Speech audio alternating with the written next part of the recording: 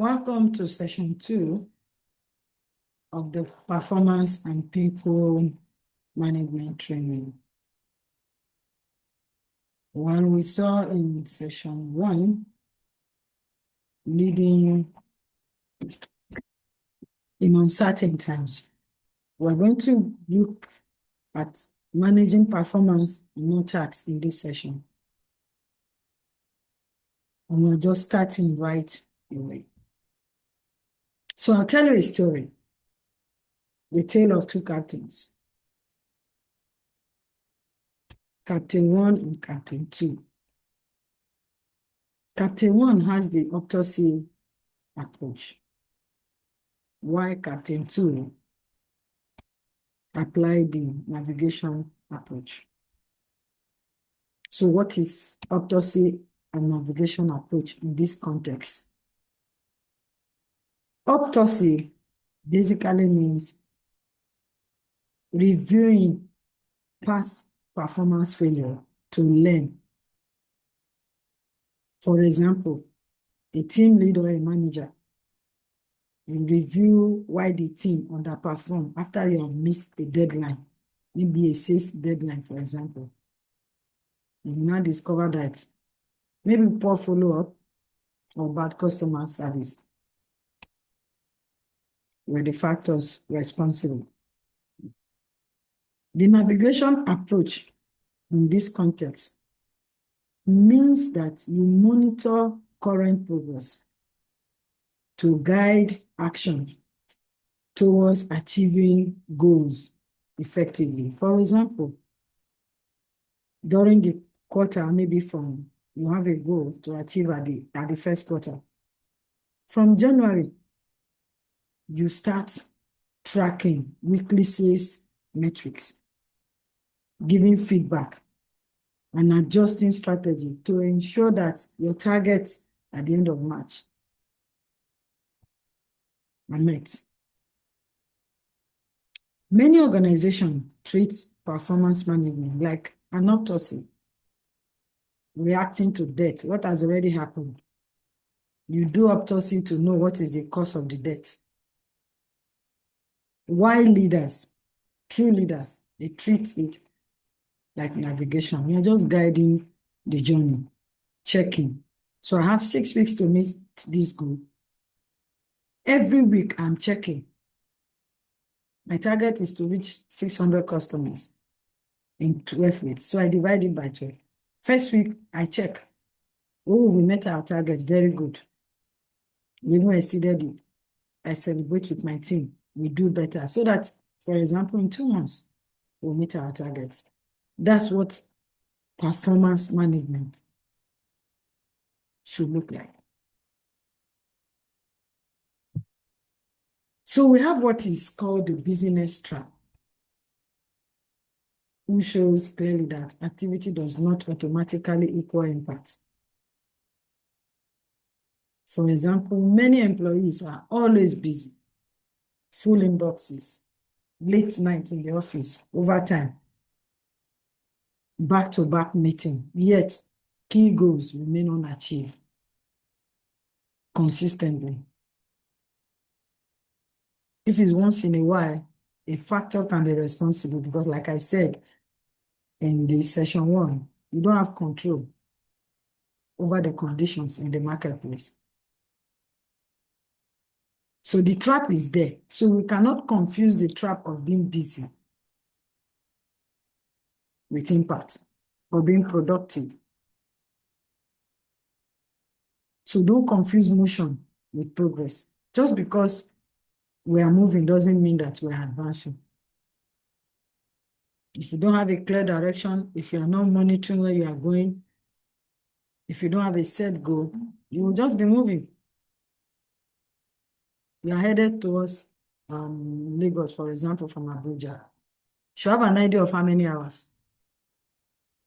If you don't have an idea of how many hours, you will drive small and then you say you are tired or something, one reason. You'll be buying things on the road until night will fall. So managers, managers just, for example, as a manager, You will tell people sometimes that don't bring your private business here because your goal is to ensure that the goals are met. But as a leader, you must know that everything works together to give you results. So managers often check off tasks and monitor hours work. So the person came to work and clock in 9 o'clock and they close by 5. So they clock in by 7:45, for example, and they close 5. So they have worked. No, but leaders, you drive outcome, result, and meaningful progress towards goals. This employee who came in 15 minutes before resumption time and left maybe even 15 minutes after, what and what did that employee achieve that very day? Sometimes you enter an office, as soon as you enter, the employee will close their desktop window. What were they doing? Maybe they were playing games, maybe they were, and it's on their break time. A real supervisor, you are not a police. But you must still ensure work is done and that you have a good relationship with your teammates.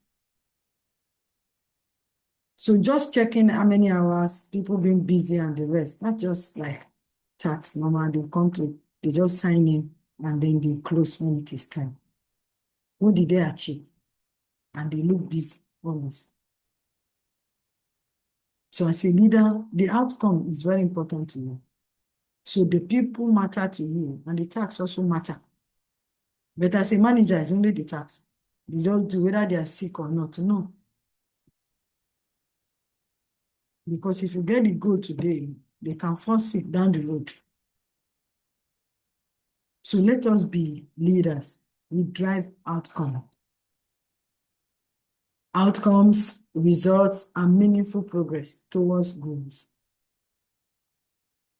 So that's what we're looking at. So ability to manage performance, not just giving tax alone. And so this is a class activity, but I just want you to see it here. Which one shows up most in your environment? So you can reflect on it. People are busy, but results are inconsistent. Tasks get done, but quality is poor. People wait to be told what to do. The same performance problems keep repeating. My team performs well, but I want to scale it. Which of them is currently in your environment as a leader? Which of them? So let's look at the lesson from before that we talked about in the first section with regards to tax versus performance. So the tax is like the road, what people do, activity. I am moving from point A to B. The performance, on the other hand, is the destination. What will be the outcome of that movement from point A to B? What changes because of what they did? The outcome, not just activity. So they have been coming to work from the beginning of the month to the end, especially for those of us who are in HR. You know, there's a lot of pressure now for HR not to just be a cost center. Those doing payroll, writing leave letter, doing that. No. HR is supposed to be strategic. For example, actively ensuring that your overhead cost is minimized, not to the detriment of the people. Job that 5 persons are doing, 4 can do it, 3 can do it with technological advancement. Ensuring that your company is not liable as by defaulting in compliance. That's HR being strategic. So if you have more than 3 employees, you are supposed to have group life assurance. HR ensuring that is strategic because one day they'll just show up in your office and say, show your certificate for registration. Or if you are not able to show it, that's trouble. That's HR being strategic. To your organization, we have 5 staff. You need to begin to talk to your management. You need to do pension. You need to do group life assurance. You need to do health insurance.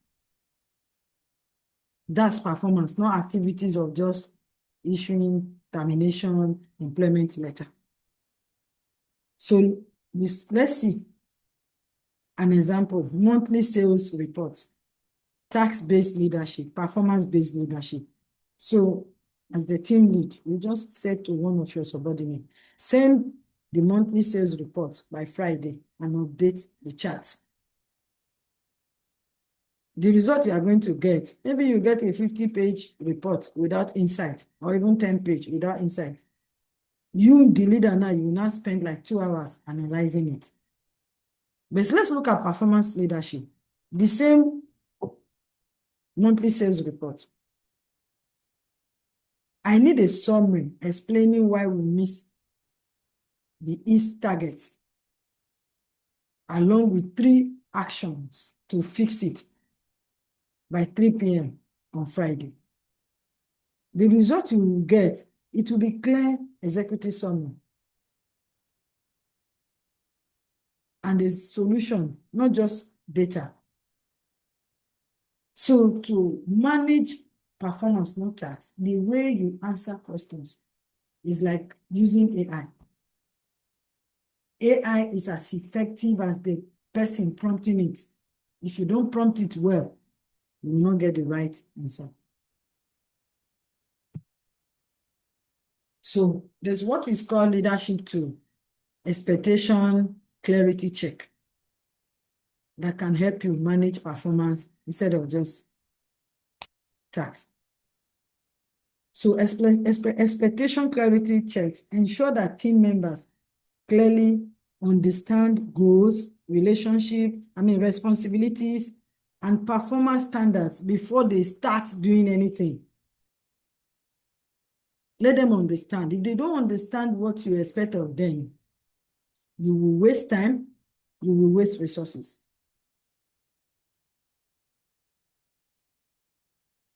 So basically, there are 3 things there. What, why, how. What outcome are we trying to achieve? You must define the destination, not just the road. You focus on the result delivered, not just the activity performed. So what?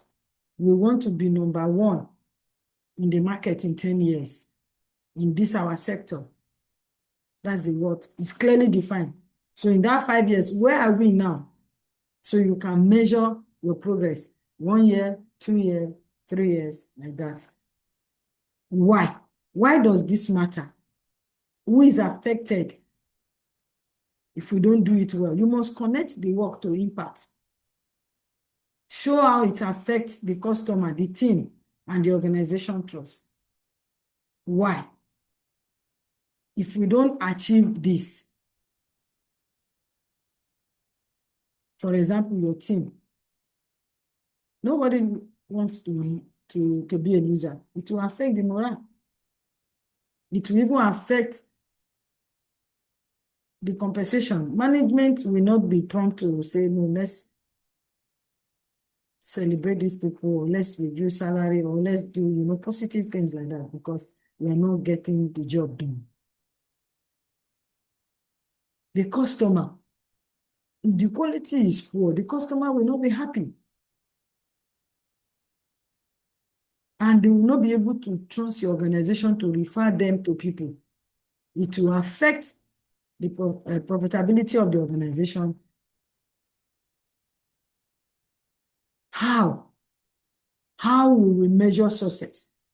Agree on clear metrics and a review. How you will do your review. Make success visible rather than assume. How are we going to measure it?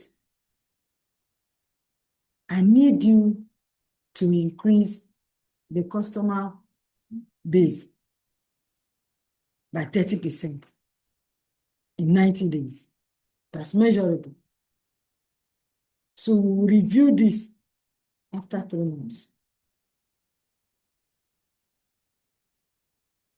So as a leader, if a team member keeps asking, what do I do next? Which is the outcome? What?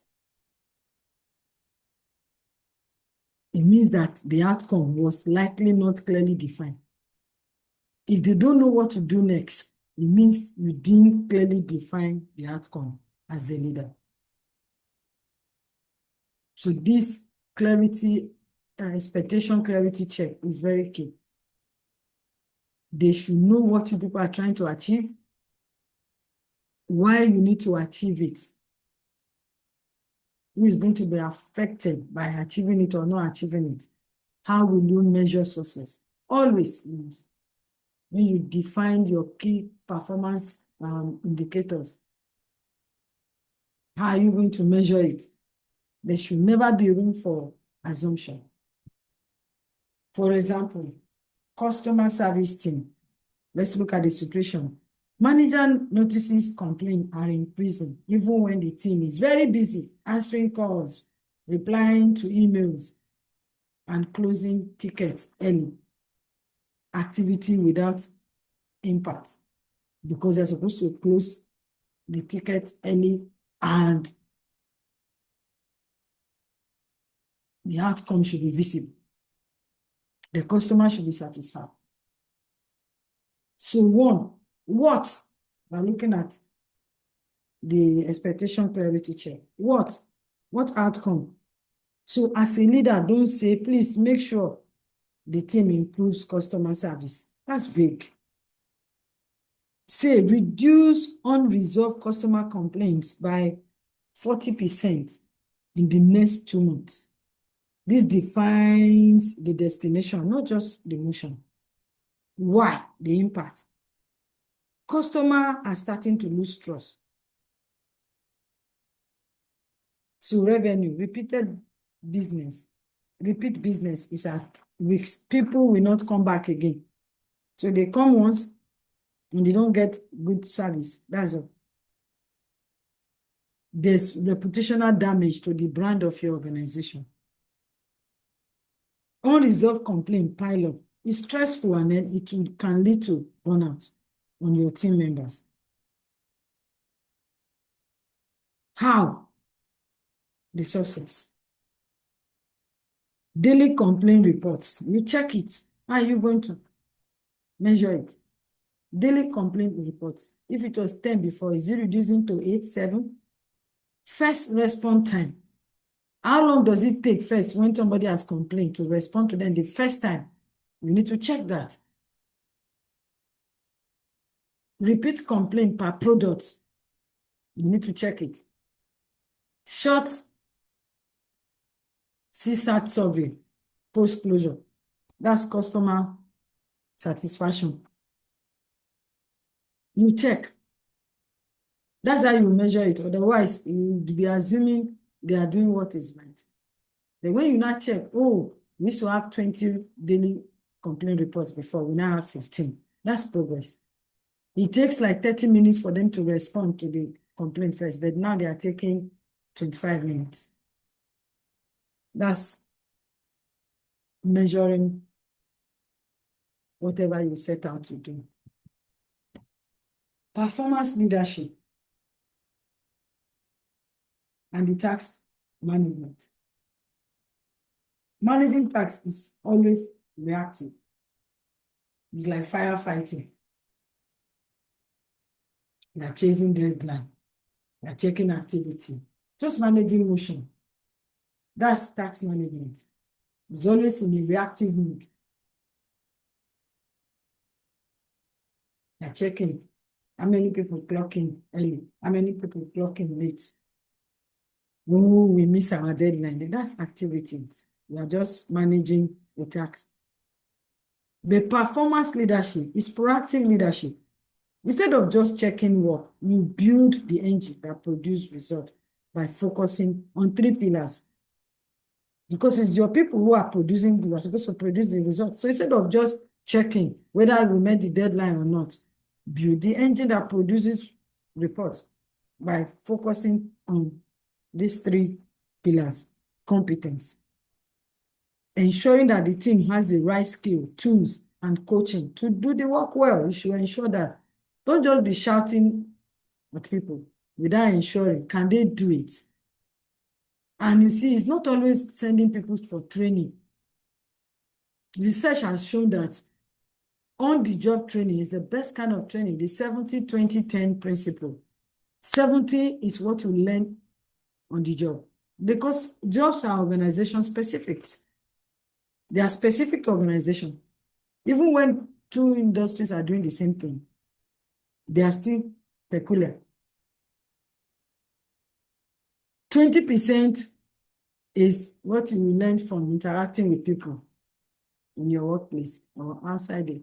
10% is what you apply from your formal training. So ensure that they have the competence to do the work. Just like this training now, you can finish and not apply anything. But what you are learning on your job every day is better.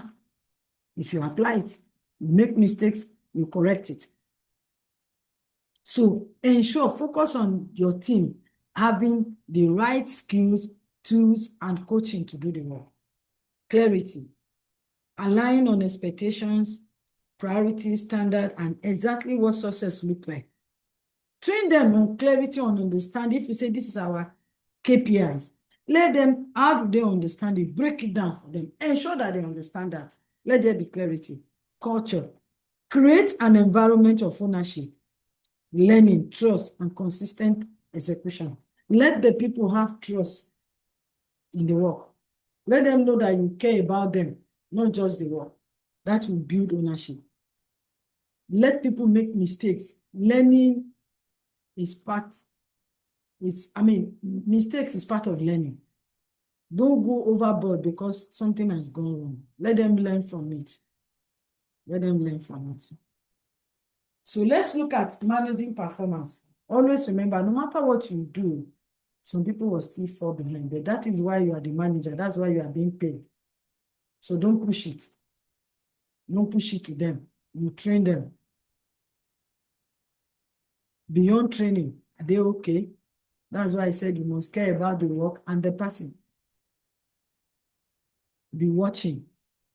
Learn to observe people. But no matter what you do, you can be underperformance. So we're going to look at the BIS tool used in addressing underperformance. It's not about confrontation. It's a course correction. Remember in session 1, we talk about course correction. You use this structure to keep it factual, clear, and forward-looking. You are not being judgmental. So the B stands for behavior, the I for impact, and then the C, support. So the behavior, what you observe, the facts. Stick to what was seen or heard. Avoid vague words like lazy, always, or never. Impact, the effect. What are the consequences of this action? Describe the effect on the team, time, quality, cost, or morale. Connect action to results. Support, the solution, forward, looking forward. Ask for solution. Offer necessary support. Focus on restoring performance, not blaming the person. So let's look at the scenario. Mark has been late 3 times this week as a manager. Mark, you arrived at 10 minutes past 9 on Monday, Tuesday, and today. That's the behavior. So let's look at the impact now. Because of that, the team restarted meetings and lost 15 minutes of production. Impact now. So let's look at the support solution. What is making it difficult for you to arrive at 10, at 9 rather, whether it's 9 a.m., whether it's 9 p.m.? And what support will help you be on time tomorrow? So now you have no judge Mark, but you have told Mark, I have observed this, which is the facts. This is the consequences rather. The team has to restart meetings and they lost 15 minutes of production. Now the support.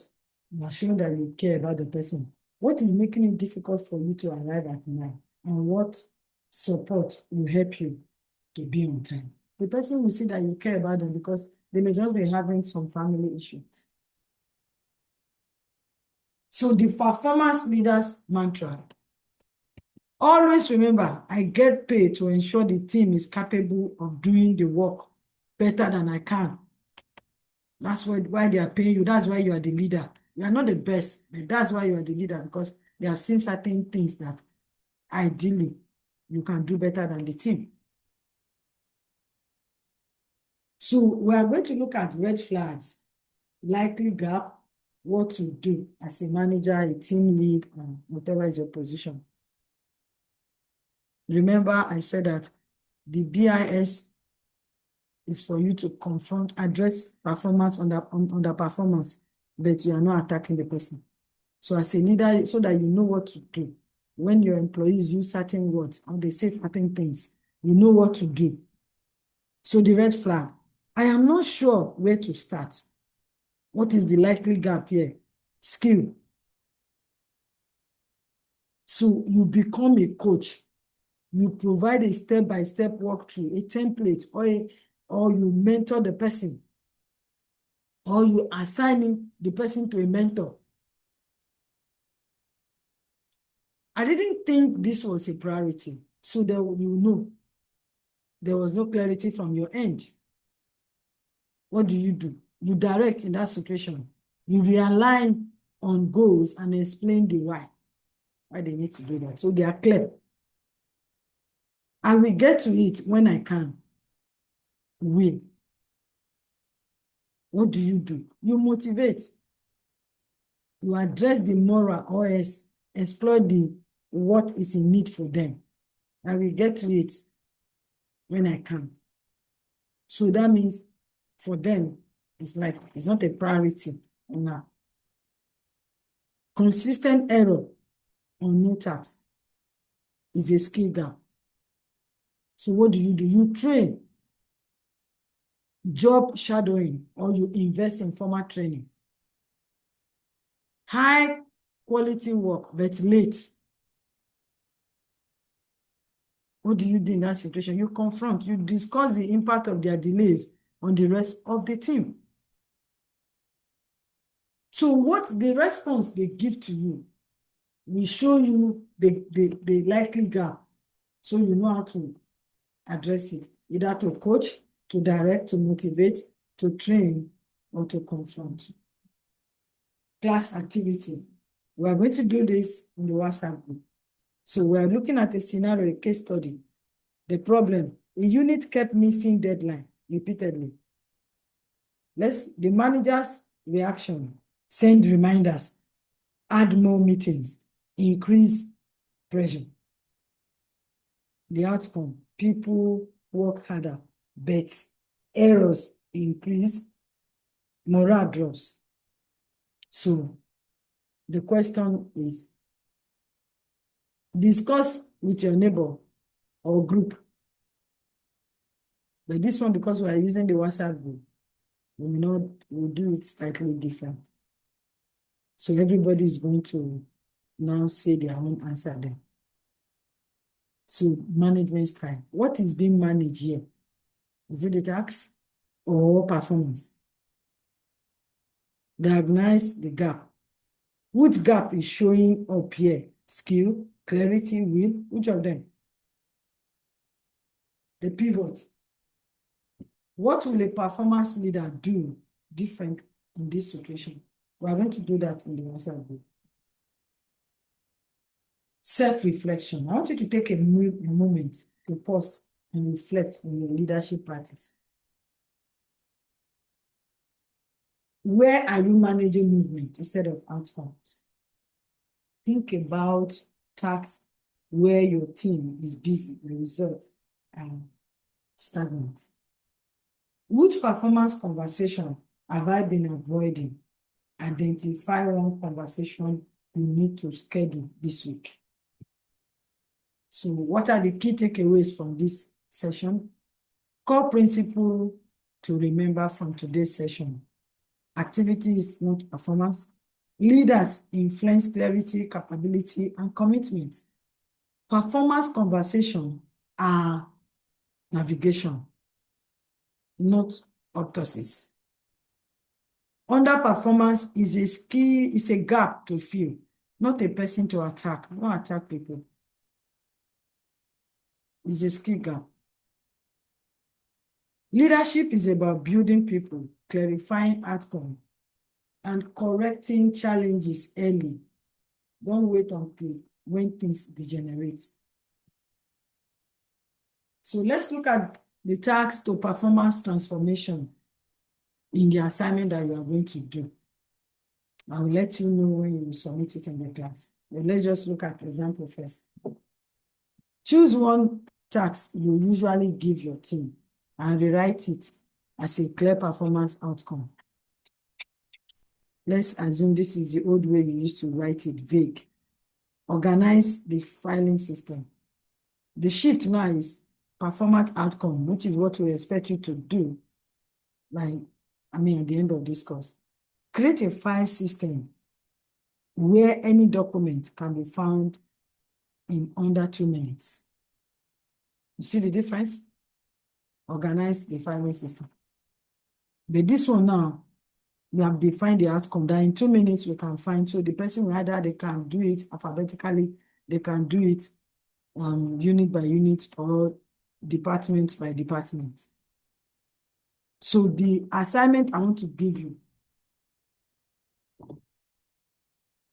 identify a current busy task in your team and write the new outcome-based expectation in your own workbook tonight. Just write it so that you can apply. You won't forget to apply it tomorrow.